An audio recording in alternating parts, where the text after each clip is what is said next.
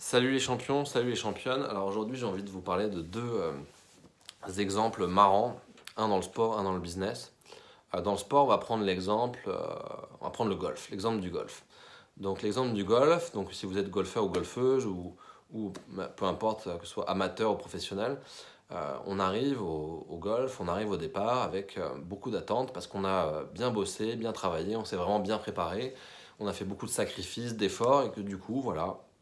aujourd'hui, c'est la compète, c'est notre jour, ça doit être notre jour, c'est aujourd'hui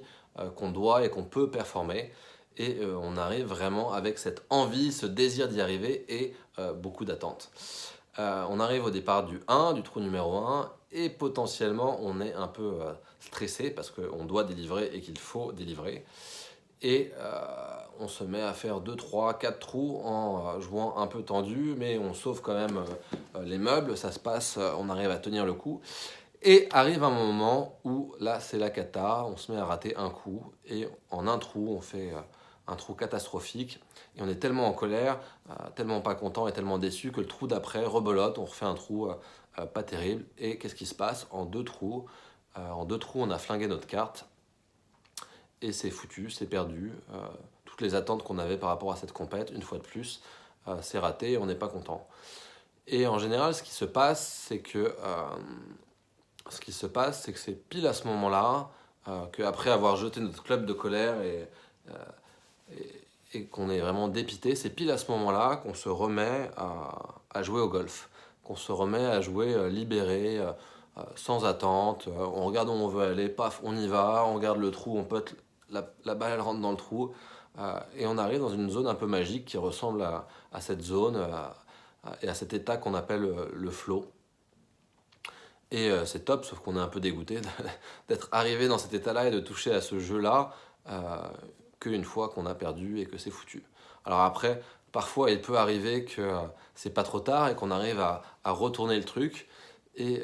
qu'on arrive à refaire une belle carte, mais souvent il se repasse l'inverse à la fin, c'est que on sent qu'on a réussi à retourner la carte et là on se remet à réfléchir, on se remet à s'embourgeoiser et à vouloir protéger notre carte, à vouloir protéger nos scores et on se remet à jouer tendu, sous contrôle et à jouer serré. Et c'est souvent là où on se remet à faire n'importe quoi. Deuxième exemple, dans le boulot, donc imaginez que vous êtes dans une start-up, bon, tous les gens qui évoluent dans le monde des start-up, vous avez créé votre start-up, vous avez levé des fonds, vous avez des investisseurs, des salariés, des clients, et pareil, vous voulez que ça se passe, vous mettez beaucoup de pression, vous mettez beaucoup de pression sur vous-même, sur les autres qui bossent avec vous, et tous les jours, on sent cette pression et c'est vraiment une envie de bien faire, une envie de réussir. Mais quelque part, ça tend un peu, ça tend le corps, ça compresse un peu le cerveau et ça fait que, pareil, on est un peu sous contrôle et que ça ne se passe pas comme on voudrait. Mais arrive un moment donné où le cash commence à manquer, voire à ne plus exister du tout, on ne peut plus lever des fonds et on est sur le point de mettre la clé sous la porte. Et c'est souvent là que se libèrent les énergies, les idées et les cerveaux et on se met à tenter des expériences, à avoir des idées, à tenter un positionnement pour la startup et pour son produit, beaucoup plus radical, beaucoup plus aligné avec qui on est vraiment. Et parfois, c'est là où ça se passe. Donc la question que j'ai envie qu'on se pose, c'est, on voit bien que ces circonstances où on est sur le point d'avoir perdu et qu'on n'a plus rien à perdre, nous permettent vraiment d'arriver à un état physiologique, neurologique, où on est complètement libéré, où on est dans cette forme de zone de génie et on a accès vraiment à notre plein potentiel et à tout le champ des possibles. Donc la question c'est comment on pourrait faire pour ne pas attendre d'être sur le point d'avoir tout perdu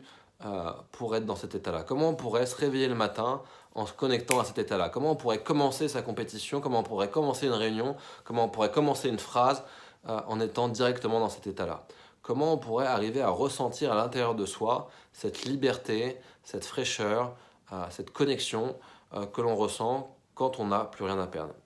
C'est une vaste question et si vous avez des idées, j'écoute et sinon on creusera ça plus tard. Mais en tout cas, j'espère que ça vous parle.